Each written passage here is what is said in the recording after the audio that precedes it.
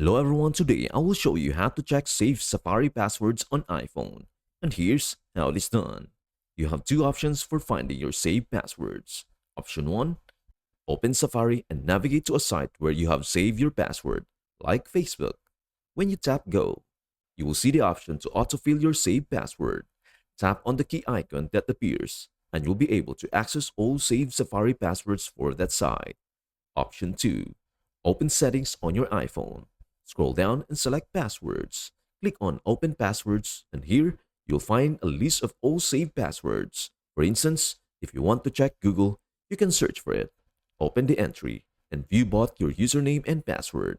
You can even copy and paste the password directly from here without changing it. And that is everything you need to know about how to check saved Safari passwords on iPhone. Before we end, may I humbly ask you a favor?